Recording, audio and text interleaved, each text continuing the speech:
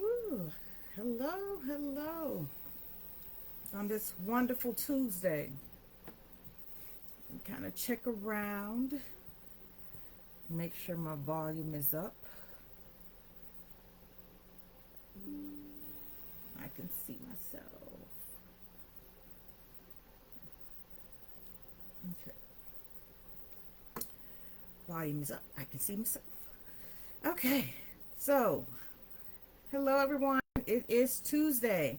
And I'm asking, invite some people need to have some conversations. If they have, hey, sister, if they have young adults or children that are in high school that, of course, have autism or have an intellectual disability. It's one of those things that no parent really wants to talk about. We hate when our babies leave the nest, but it can be a lot scarier when you're thinking about your baby leaving the nest, when your baby can't really tell you completely what's going on. So you learn to rely a lot on your gut instinct and how you feel while you're interacting with someone. So right now, I made a couple of posts that we were visiting day programs. And actually, before I even get into that, let me back up. Let me introduce myself once again. I am Tanika Mayhew Butler. I am the parent of two children. One, her name is Kendall. She's now a young adult, 22 years old, on the autism spectrum. I'm a recently retired educator, and I formed a company called Kendall Autism Support and Consulting. The reason I formed the business was because while we were on our journey with Kendall in many ways, what I realized was that a lot of times we felt alone. We felt like no one was really talking about the things that we were going through. And it was really no place to kind of tap into to really get some information. We did a lot of research on our own. And some things, we learned sometimes after the fact and sometimes during, and, different things. But because I worked in the school system, that helped somewhat, but it didn't take everything away. So that is part of why Kendall Autism Support and Consulting was formed. I realized that a lot of families need to kind of hear information, realize that conversations need to start in different areas. So I started doing the Tuesday lives just to kind of have conversations about different things to get topics started. And one of those ways we can get those topics started is to, tag someone, share, to let them know that if they want to tap in and listen, that's what we're getting ready to do for tonight.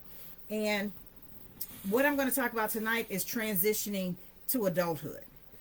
This is a little different. So I mentioned that we have a daughter.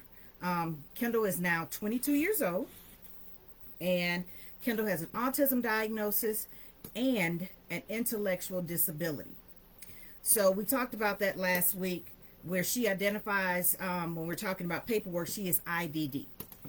And then we also have a son who is 23. So preparing both of those individuals, you're preparing one to launch, then you're preparing the other where you want them to launch as well, but it's a little different. There's so many things that are different. There's so many things that you have to take into consideration that make it a very interesting process. So right now we're on this transition. Kendall is now 22, and here where we stay, students age out of school the day before their 22nd birthday. So what we did not want to send Kendall back to school this current school year for a couple of weeks. So we finished up in May when the end of the school year came then. So she has actually been home since May, when all of the other students got out for the summer break.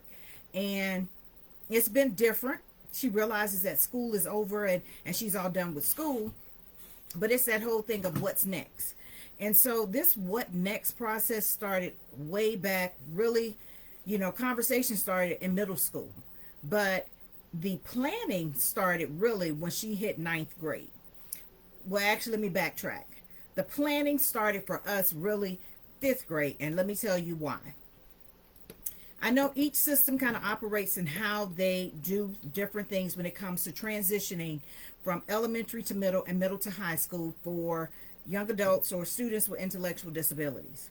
So, what typically happens where I am, students spend an extra year in elementary school, and then the student spends an extra year in middle school, and then when they get to high school, they only spend one additional year in high school. Well, we made a decision when Kendall was in fifth grade to hold back her years to the end. What do I mean by that? Kendall matriculated with the kids she started kindergarten with. So we didn't do an extra year in elementary school. We were in middle school for 3 years, and then we moved on to high school. Now, how that benefited us was Kendall graduated as technically a graduate with the class of 2020, pandemic graduation. And so at that point, if we would have moved along the way everybody else did, where we stayed an extra year in elementary and an extra year in middle, then Kendall would have really only had one additional year past her 4 years in high school. Well, that wasn't the case for us. When she finished in 2020, when she went back to school in August of 2020, we were able to benefit from a couple of years. And what I mean by that is Kendall was actually part of a transition program at school for 3 years. So those years were better for us on the back end because that's when we really needed that time. We needed that extra time to transition her from being a regular student where she was working on, really math goals and everything. And now we're going to focus on heavily on life skills. So that was great for us to have those 3 years because we saw so much growth in Kendall when it came to her independence. So much growth. And they would cook. They went out into the community. So all those things were beneficial. So I can't tell you what to do, but I can just say that was something that was very beneficial for us, was that we did not hold Kendall back during those different levels. So we were able to spend 3 years transitioning her to adulthood, which is, helping with the transition we're making right now to a day program. So having said that, so it started back for us in fifth grade, deciding that that's what we were going to do when it came to those years that she could stay in school beyond 18. And so we made that decision at fifth grade. Now let's make that move when we get to high school.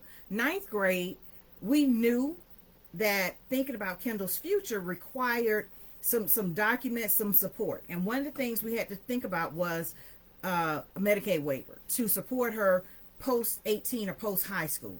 So we actually started that paperwork process as soon as she hit ninth grade. And I've heard that some parents look into trying to start it in middle school. So it really varies. But the whole point is it's a waiting list for services. It's a waiting list for funding. So you're not sure when you're going to actually get the funding available to support your child when they have finished school. I hear that some people finish school and their kids are waiting for 3 years, 4 years just to move on to a day program.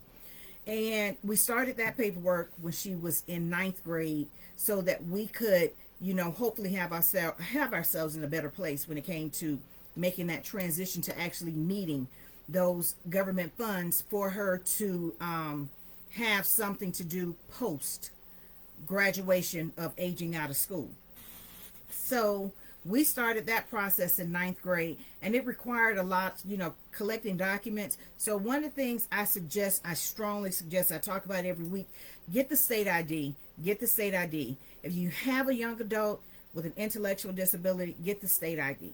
So we needed that state ID. We needed to have a copy of her last IEP with a lot of things, copy of her last site. So these were things we wanted to make sure we had on hand so that when we were asked for them, we had them and we didn't have to go and then try to put in a request to get them. So I encourage you to do the same thing. Make sure you have those documents so that when they ask for them, you're able to, quickly supply them. And so we, are starting to see where things are moving along for us, and that's why we've been visiting day programs. So one of the other things that we then had to think about was guardianship, and when we would need to start that process and what would it involve. So we knew, based on Kendall's intellectual disability, we needed total guardianship. And there are different situations where maybe you want to just have guardianship when it comes to medical issues or partial financial issues. It's all going to be on how things are for you and your loved one. For us, we have total guardianship. And that was important to us because legally, when she turns 18, just like anyone else turning 18, she could then make decisions for herself that we could not do anything about. So it's so important that if you're thinking about guardianship, that you actually really start thinking about that process when that child hits 9th grade and look into what you're going to need and what the process involves. For us, we had to go through our probate court here, and it involved a process where we had to go before a judge to petition for us to be the best guardians for our child. That process seems very crazy. Every time I say that I had to petition to have control of, to raise my own child and make decisions for her. But that is how the world is set up right now. And so we did that. And so we were able to, put that petition in before she turned 18, and on her 18th birthday, that petition was then granted. And we then had, full guardianship of Kendall. So we've had guardianship since she was 18. That means we can make all the choices for her. We gave a copy to the school, if I'm correct, but I know we gave a copy to our doctor as well. And so that leads me to the whole thing. We've been out looking at day programs. And when that child, in school, we hear a lot about, their services, and they're supposed to get this and they're supposed to get that. When you're looking for a day program and trying to find the best fit, they can tell you no. They can tell you that really they don't think it's going to be a good fit for your child at their facility, or that they don't have enough manpower to possibly support the needs of your child. And so all you can do is accept it and move on and try to get into the next place. So I feel pretty good from that last visit. We have a meeting tomorrow. I think we will have our day program that she'll start transitioning to. So we're excited about that because that'll give her opportunities to be with other young adults and go out into community, doing different things with other people other than us. Hey, Auntie Gladys. So we want to make sure, we're thinking about transitioning because it is a lot that goes on, and it's different from transitioning someone that does not have an intellectual disability, because we all want our children to become independent. But this is where it gets tricky. We want the independence. However, when you're dealing with someone with an intellectual disability, there are moments when they want independence that it's okay and they're able to do it. Then there are moments where you realize they really cognitively can't handle being independent. So you really walk a fine line so that you're not crushing that independence in them. We don't want to crush her spirit. So we try to let her do as much as she can. So when they ask her to sign something, because Kendall can write her name, we allow her to sign that document. And those are the things you want to try to do. It's a fine line where, we're filling out documents because we know she can't fully understand things. And then, they ask, can she sign her name? And we're like, yes, she can. And we let her sign her name. We don't omit that. And then we sign because we're her guardians. So when you're dealing with this transition, it can be quite interesting and tricky in all of the different systems you're involved in. One of the things that we realized was that the systems don't talk to each other. And what do I mean by that? You have one agency that deals with, trying to get the day program. Then there's another agency when it comes to looking for employment. And so there's another agency when you're thinking about possibly transportation is non-emergent. So it's so many different things you have to keep track of. And those are things that don't stop. So Kendall is 22. This isn't going to stop for us. This is going to keep going where we've got to keep up with this transition planning. So right now, today, we had our last visit with her pediatrician, but they told us she's been with them since birth. Actually, Julian was there as well, but he transitioned over to an adult doctor at 18. But we kept Kendall there because they were so attentive. Her pediatrician was wonderful, and he said he could continue to see her. So as long as he would see her, I was like, we're going to keep coming, and that's what we did. Now, one of the things I really appreciated that he said today is he was like, I'm not saying goodbye because it's not a goodbye. And I really appreciated that because that lets me know they're there if we need them, because she's been with them since birth. That was the pediatrician that came to the hospital after she was delivered. And he's, been with us. He listened to us when we first had a concern about, Kendall, and we weren't sure what it was, which eventually we found out it was, autism. So when we, make this transition as parents, I need people to understand that it's really different. I'm going to tell you why it can really be different. Right now, all of our friends who have, because there were a couple of us that had kids around the same age, so they're kind of stair-step. Where they are right now in life and what they're planning is not something that's even going to happen for us. We're not planning, for grad school. We're looking for a day program that's going to accommodate a young adult with an intellectual disability that has a small percent chance if she gets mad, she can be aggressive. So that's a lot different than, being able to say we're going to go buy her car, we're going to go help her find an apartment. We're nowhere near those things. Maybe there's a possibility down the road that she could stay somewhere with some independent living and, in a group home. Who knows? But right now, that's not our focus. We can't focus on that part. We're really focused on just the day program. So I say all this to say, understand when you have friends who have children with intellectual disabilities, our journey is different. And we're not saying treat us with kid gloves, but understand some things, the older we get, the more the things that our kids won't be able to achieve, accomplish, or even work towards become more evident. So it becomes that whole thing of it's almost like, I won't say, you grieve what you thought was going to happen way back with the diagnosis. And then over and over again, you're reminded that grief never goes away. And that's just like anything else. It keeps coming up when you see other things happening with others' children who are similar age.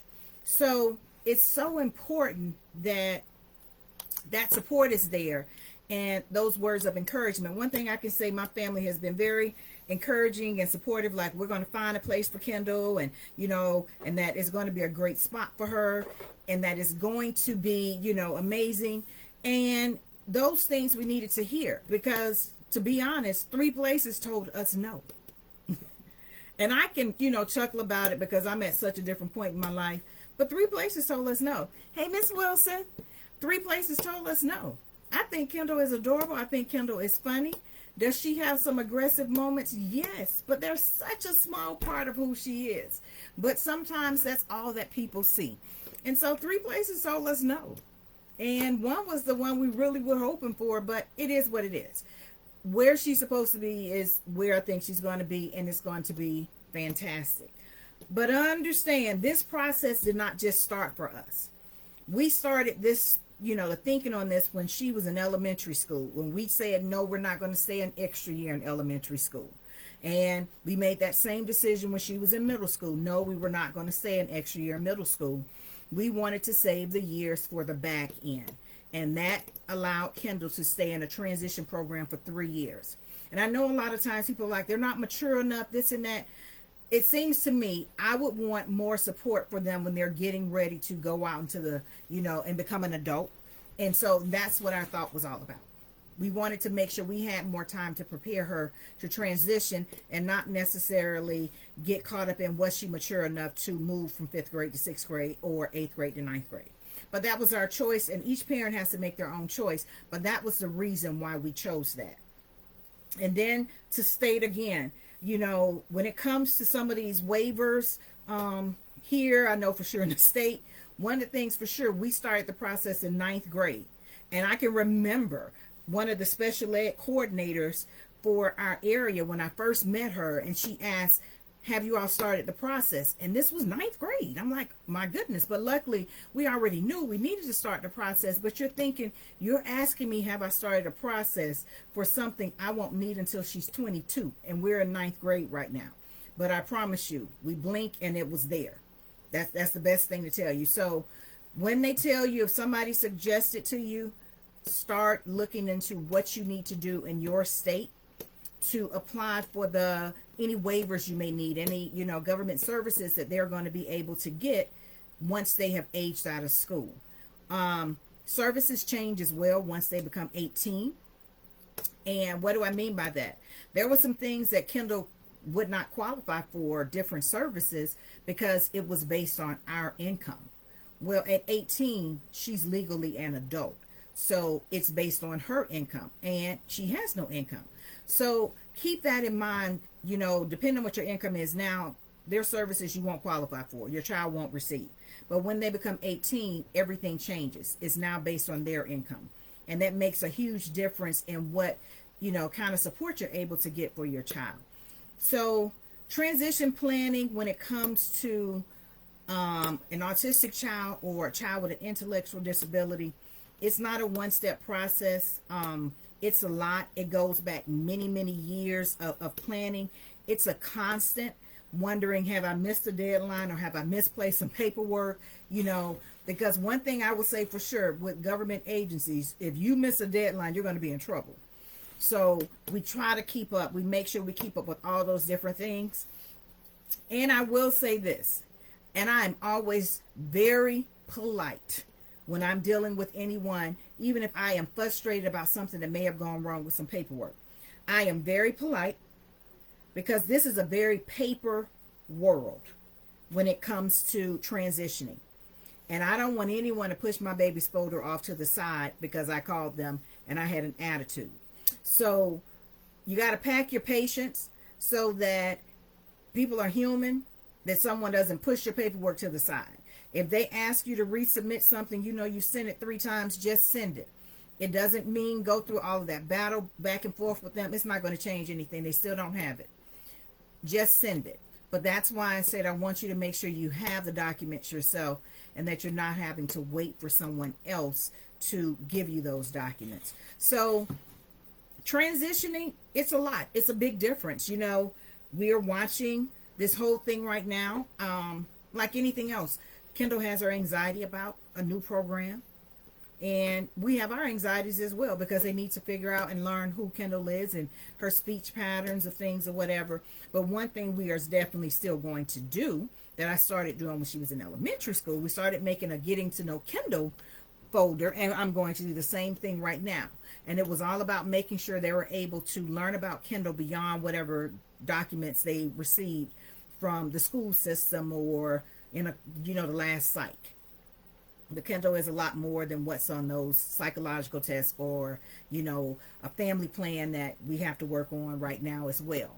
So transition planning, it's not going to just happen. Parents are going to have to work. And this is not a moment where people are going to give it to you. And this is where it really gets hard. When you've had a child who's had an IEP, an individualized education plan since they were 3. Every year, if nothing else, you had a meeting and you talked about the goals and you talked about what was next. When they age out, if you haven't made any plans, everything stops. No one's contacting you for the next meeting.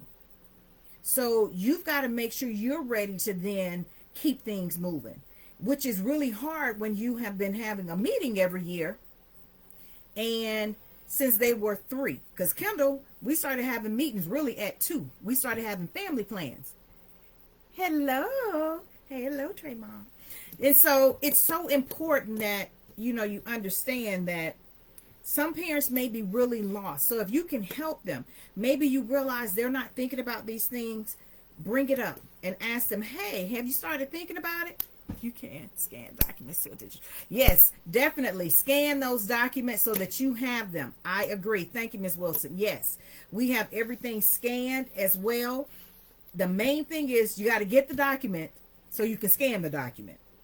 And you want to make sure you have the document, because when they ask for the document, they want the document. And I don't want you to get upset because you're then going to the school to get a document and they tell you it's, a 10 to 12 day waiting period before you can get it. And they're telling you you need to have this in the next 5 days. You can see where that frustration can come in. So you want to make sure you get those documents. Have them scanned. There have been moments where I've scanned them and they were, willing to accept scanned copies. And then there were moments where they wanted paper copies. And paper copies for some of her documents could be 20 pages.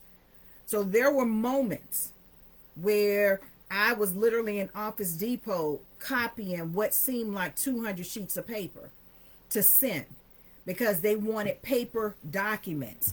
And some of those documents can get really long. A site can sometimes, depending on the child and how much and how thorough it was, could really have a lot of pages to it. So get the documents, have the documents. Start thinking about that transition planning.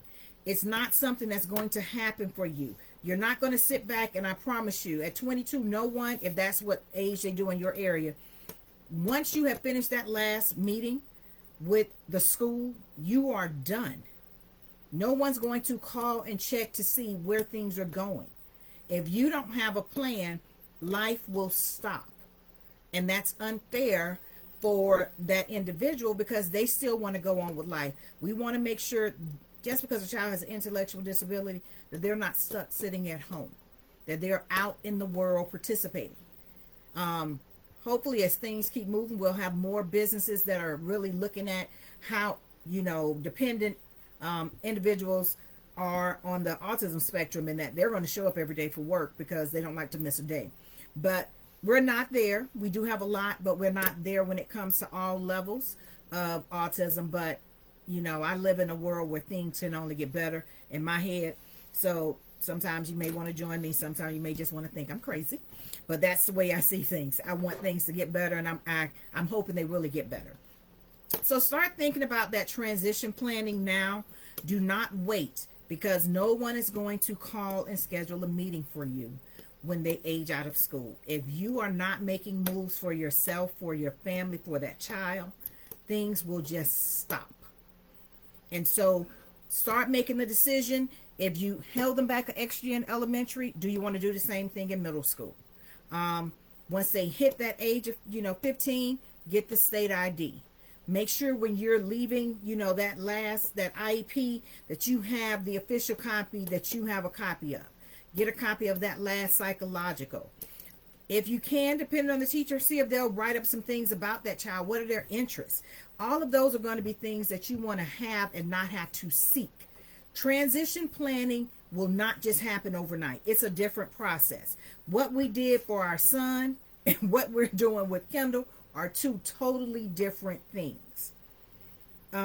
Because even with the doctor, finding a doctor, I like my doctor. We like our doctor, and Julian goes to our general physician, our internal meds doctor. But for Kendall, I know she needs a little bit more than that. And so that's why I've got to find someone. And it's okay, he said they're there if I have any questions or concerns. So that's always a good thing when he said we're not going to say goodbye. But start the planning. Start looking at things. If you're here in the state of Georgia, start looking at what you need to do for a Georgia Medicaid waiver. Those are services and funding that will help once they've transitioned out of school. Start looking at what you're able to apply for them when they turn 18. It's different because it's no longer based on the family's income. It's based on that individual's income. Start thinking about, if their employment here, it's different agencies. Different states may do different things, but it was one agency trying to get services, and it's another agency when it comes to looking at, employment. So keep that in mind. It's not one. I thought it was one, and then I realized it was actually two. And sometimes you have to decide what's going to be your priority. And right now, our priority, really and truly, is the day program. I would love for Kendall to have a job, but right now the priority is a day program. That socialization for her is more important than anything. So that is our priority. So that's what we've been working towards, finding her somewhere to go. So start working. Whatever you do, don't crush that person's independence. If they know how to write their name and they need to sign a document, let them write their name. Kendall prints her name, but it's her signature. On her state ID, she signed her state ID. And that's what we do whenever it's something for her to do. So keep all of those things in mind. Maybe you need to talk to some of your friends and say, hey, have you started thinking about, what you're going to do or what's going to happen with transition planning for, your son or your daughter, and see if they need help. We didn't use an attorney when we got guardianship for Kendall, and I want to say that we took that process on ourselves, and it's really more of just reading the paperwork, but each person is your choice, but you're able to do it without an attorney. So keep that in mind. Some things make you think you have to, and maybe different states, but here you do not have to. You can get the paperwork yourself in Cobb County in Georgia, and it doesn't require an attorney to do it, but there is a fee attached to guardianship. So let me prepare you. If you have not been told, right now the fee is about $600. So I don't know what they do if people can't pay the $600. So keep that in mind. But start planning, start keeping things, knowing, kind of having an idea where you want to go for a day program, and maybe even getting on those day program lists, but they don't have to take your child. So keep that in mind. Like I said, 3 places told us no, but it's all well and good, because I know Kendall will end up with some great people who are going to take great care of her. I felt really good when we met with the agency last week. And thank you all so much. I'm looking to see for joining, keeping this conversation going, talking about transition planning. And just remember, this is all for, you need an official diagnosis, check somewhere, whatever. This is all for information. That's what it's all about for me, is providing information based on our experience. So double check if it's something. Do not hold us accountable for something I may have misspoke on. But start the conversation. It's not going to happen just because you want it to happen. And it's so important that other people know what you're working towards, that you're not working in isolation, because you may need help. Don't feel bad if you have to ask somebody what they mean on this form. I can't say that enough. So remember to tag, like, and share to get the message out, so some people can start thinking about it, because some people don't want to think about it because it's scary. And we've got to make sure we're planning for it, because it's not going to just happen. When they age out, there are no more meetings if you haven't made a plan. You are then the person in control of everything. So join me next week. Thank you for everyone that joined. Hope to see you next week and have some great news for you all, with regards to this family plan we're going to work on tomorrow with her case manager, and to get things going with Kendall in this day program. So I will keep you all up to date on that. But start planning. Everything for us started in 5th grade. We had to kind of start thinking about things. And I want you all to start doing the same thing. Don't sit back and wait for someone to come and tap you on your shoulder and tell you what to do. Start looking. You can always send me a question. You can send me a question to info at Kendall, KENDALLASC.org. You can ask me a question. I'll answer it to the best of my ability. And keep in mind, if you have a business, you're looking to have training for your employers, reach out and we can make something happen. It could be face-to-face or it could be virtual. So, hope to see you all next week, and thank you so much for joining. Have a great one, everyone.